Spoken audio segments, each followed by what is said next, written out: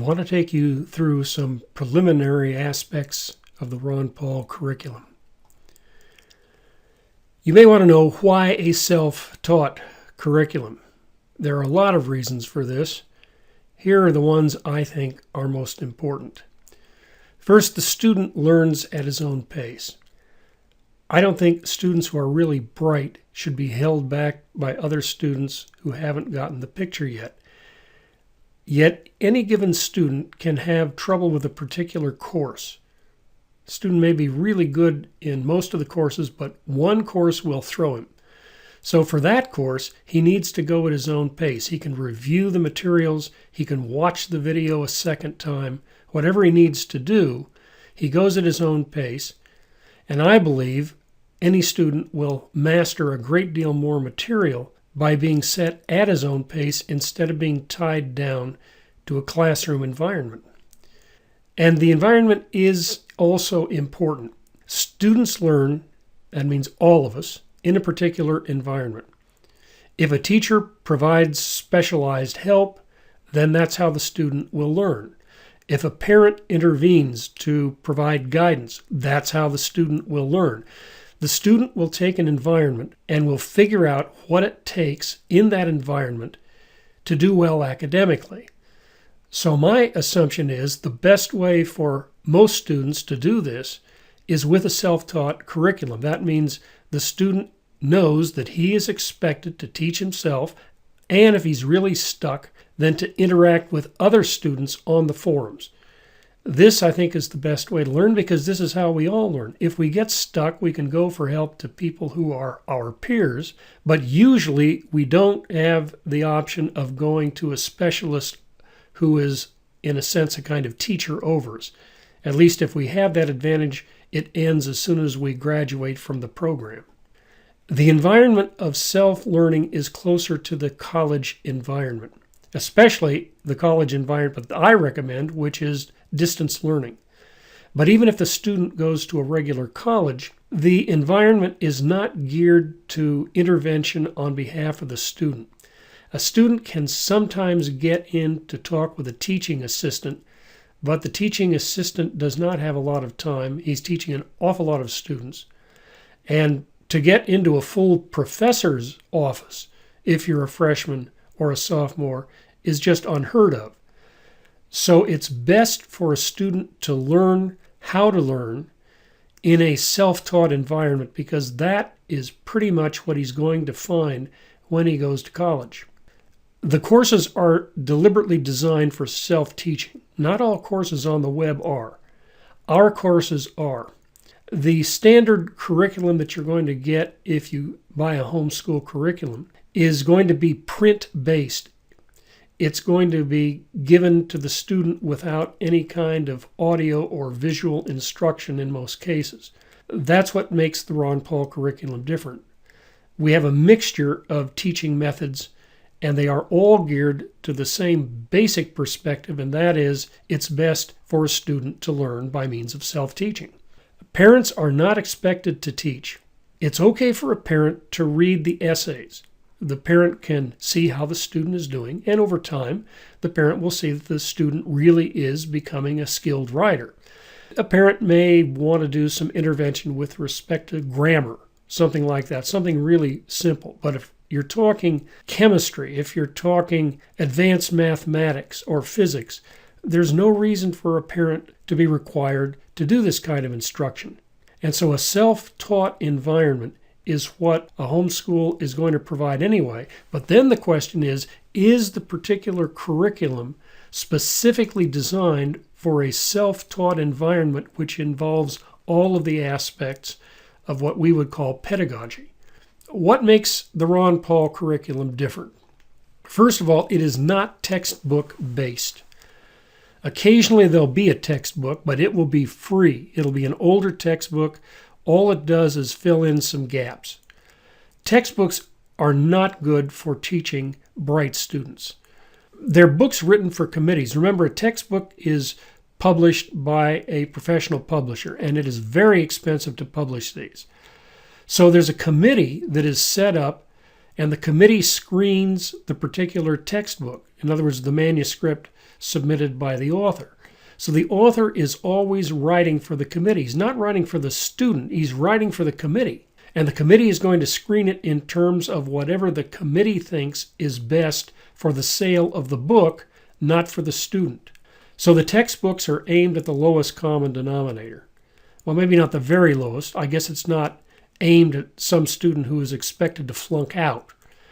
But in terms of those students who will stay in the course long enough to get a grade and maybe get a C, that's the targeted audience that the committee establishes for the textbook. I don't think this is a good way to teach bright students. Textbooks are expensive. You probably know by now. At the college level, they're really expensive. I mean, you're talking big chunks of money. And it's automatic money for these companies. So it's expensive to produce them initially, but it is a cash cow once the book is in print. And the companies have a captive audience. I don't believe in captive audiences. So we don't use textbooks as primary teaching devices. At best, we'll use an occasional textbook as a supplement, but the parent doesn't have to pay for this. It'll be in a PDF format. The student will print it out. There may be a few references to it, dates and that sort of thing. In other words, standard material that does not involve a lot of interpretation. We don't want to interpret for the student with respect to selecting a particular textbook. And remember, textbooks takes years to revise. So what if there's new material? Well, with a self-taught curriculum like ours based on a website, we can revise material immediately. Something new is published, we can revise it. It's a little tough to revise the videos, but we can certainly revise the text part of the lesson, or we can add something new at any time, a new article, new material, we can substitute. It's really easy for this kind of a course when it's based on a website, because it is really easy to revise a website. Now there are, I believe, 5 basic techniques of learning. And this means there are basically 5 techniques of teaching. So let's go through them. We believe that you should read critical primary sources, critical in the sense of really important, and you should read them critically. That is, watching very carefully to what that primary source is. So the student is given what we believe are crucial or critical primary sources in history or government or economics, the social sciences. And then the student is supposed to read these critically, think about them, give real thought to them. Ultimately, at the end of the week, there's going to be an essay of some kind, and there the student will show if he has been paying attention. So we have reading assignments 4 days a week. On the 5th day, we don't have a reading assignment. On that day, there is a paper required. So the student writes a paper instead of spending time reading the material. And generally what we regard as the best way to go, at least for the social sciences and humanities, is that the video lecture and the reading material should take about the same amount of time. Now remember, if your child is learning how to read faster, then that's going to make it much easier. It won't be as much time to get through it, or at least the student can read it twice. So we really do stress speed reading. We don't teach it as a special course, but we strongly, strongly recommend that every day a student spends maybe 10 minutes practicing on reading faster. That can change his life. If a student can read at 600 words a minute normally, he has a tremendous advantage and will maintain that advantage literally all of his life. Now we have lecturing and outlines. That's what you're getting right here. It's a combination of PowerPoint, which gives you an outline. The student can follow along. And there is a verbal lecture. Now some people learn better by listening. And some people learn by reading and listening. So I think you need both. Most homeschool curriculum programs are essentially reading oriented. There may be some writing. There should be writing. Not all of them have writing assignments, but they don't have a combination of reading careful reading, critical reading, and then the combination of lecture and outlines. I think this is a good way to learn. I think it's a good way to teach. There are the weekly writing assignments. The students will really improve incredibly over the full term of the Ron Paul curriculum. If a student begins in the 6th grade and he does a weekly assignment in writing, when that student comes out at the 12th grade level, that student is going to write really well, better than most of his peers will ever learn how to write, just because of the daily practice at the end of the week, where you have 3 or 4 essays required. It averages about 1 a week, is what it amounts to, 1 a week per course. So in one sense, it's daily. In another sense, they're bunched all at the end of the week so that the student doesn't have to read, but you get the idea.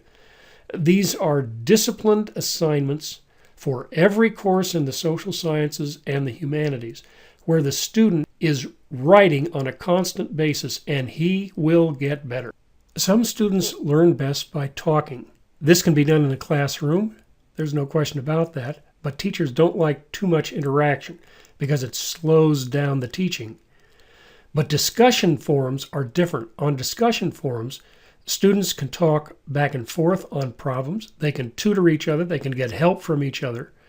So the discussion forum environment, we think, is much better than a classroom environment because the students volunteer for these forums. Sometimes they need help, sometimes they give help, but the point is there is real interaction and there is serious teaching going on because the student who teaches another student is teaching himself. This is as good a form of self-instruction as there is. When we teach somebody else, we have to learn the material, and in teaching it, we master it a lot easier. So the discussion forums are really central to the Ron Paul curriculum. Finally, there's training in public speaking. This takes place early in the student's career.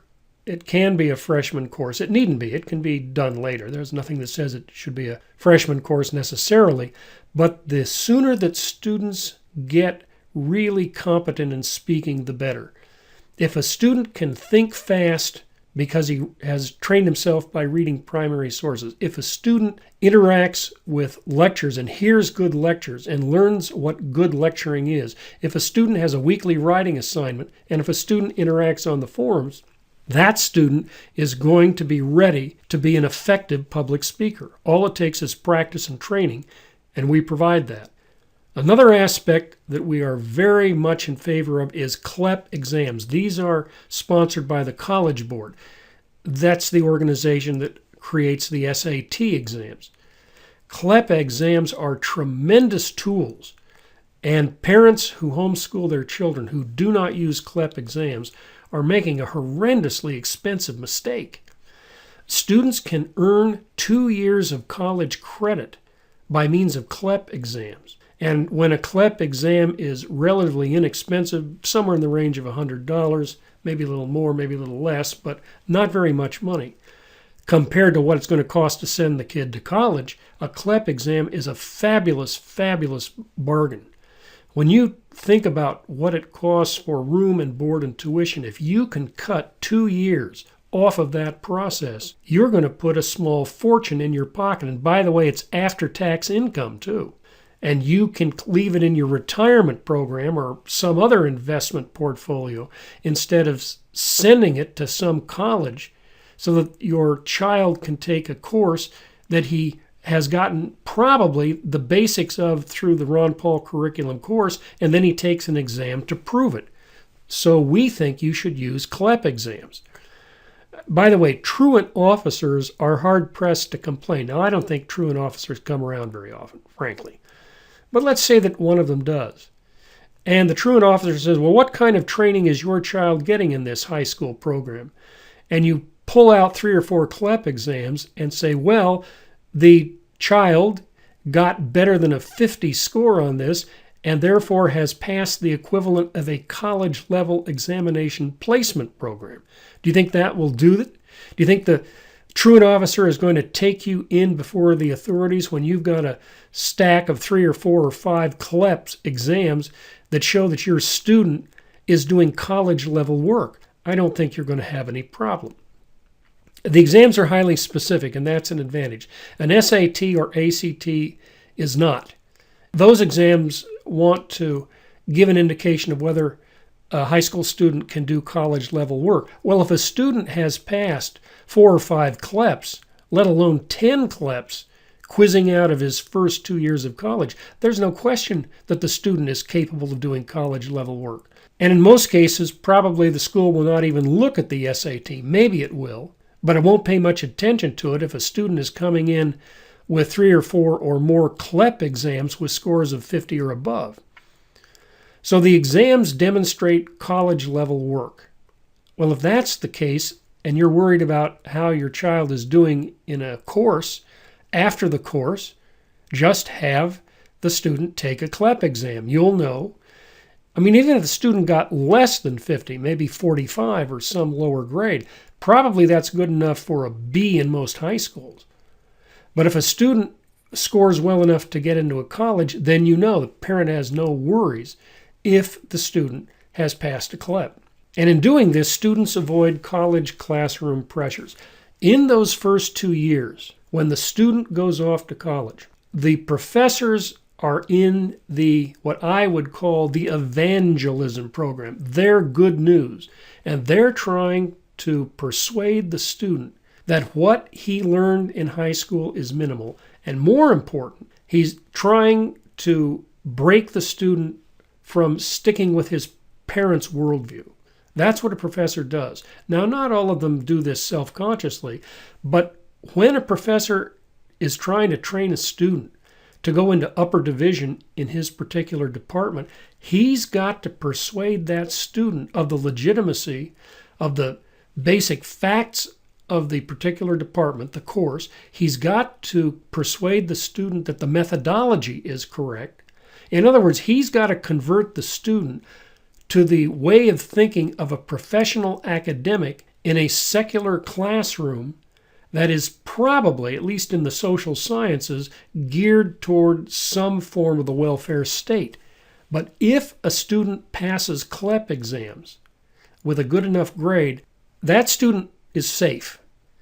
He's got a consistent worldview. That's the key. He gets the worldview from the Ron Paul curriculum, and he gets the testing by means of the CLEP. So he walks in the upper division class with the worldview that he got from the Ron Paul curriculum, and yet the professor in that upper division class, a junior or senior class, assumes, well, this student has gone through the lower division program.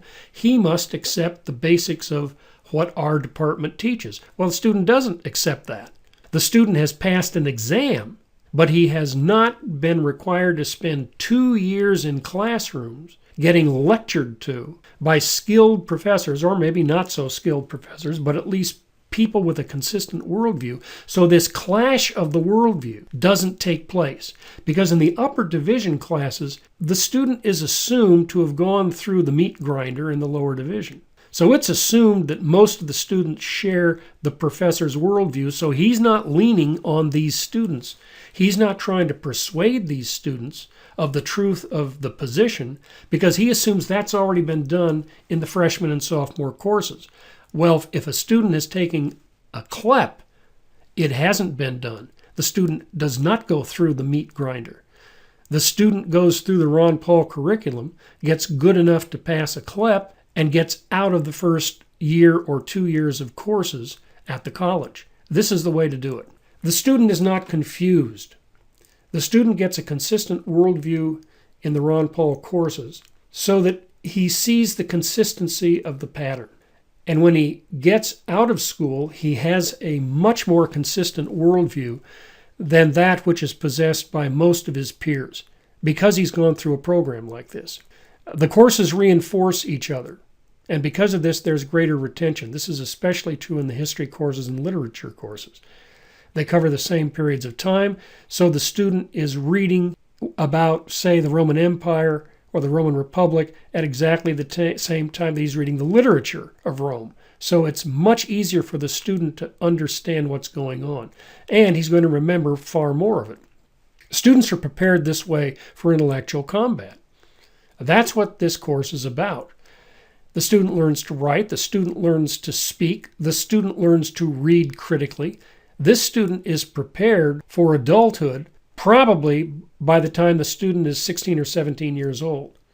And then the student, if the student goes to college, goes in at the upper division level and is ready to give a good account of whatever it is that comes up in the classroom, in which it's obvious that what's being taught in the classroom is not what has been taught by the Ron Paul curriculum.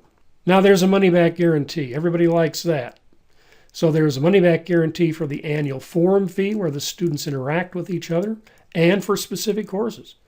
If a student really can't handle a course and has to go back, fine, get your money back. On the other hand, if the student is way ahead of the curve, needs to go to an advanced course, realizes early he's already got the material, fine, get a refund, go to the next course. Most students will be just about right. It's Goldilocks here. The student will be just about prepared for whatever it is he's taking in the classroom.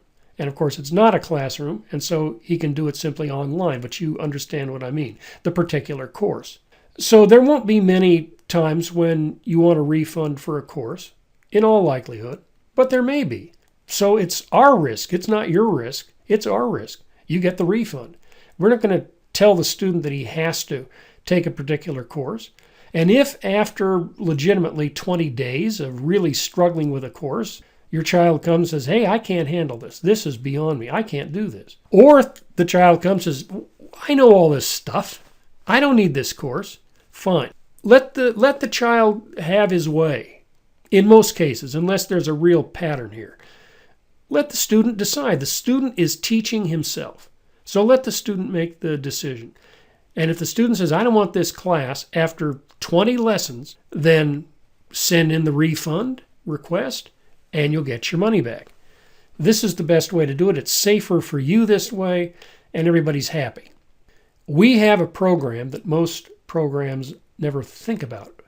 We have a commitment contract, and the student reads the contract, decides whether he's willing to abide by the contract, and signs the contract.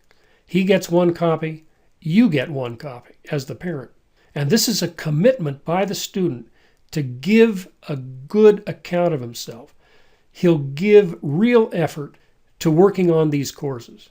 We think that most students will do this if they sign on the dotted line. Now, if a student is unwilling to do this, you're still an authority.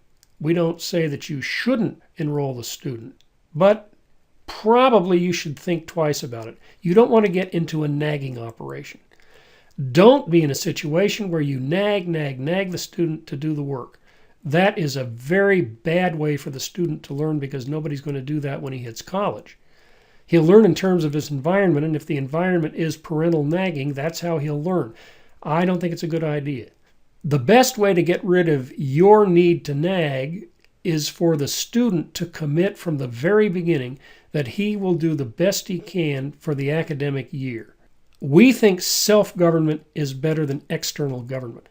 A contract is a voluntary agreement. Now, admittedly, you have pressure to put on. But ultimately, if a student really wants to rebel, the student can rebel. The student can say, I'm not going to do it. I mean, a student can do that. Most students don't do that, but a student can do it. So ultimately, you have to gain the cooperation of the student. And we think the contract is the way to do it. At least at the upper division level, the junior and senior year, we think there's enough time for a part-time job. Student may want to get a part-time job. And the student's going to have to hustle. There's no question that student's going to have to work really hard, but we think it is possible for a student to do well with the curriculum despite the fact that he's got a part-time job.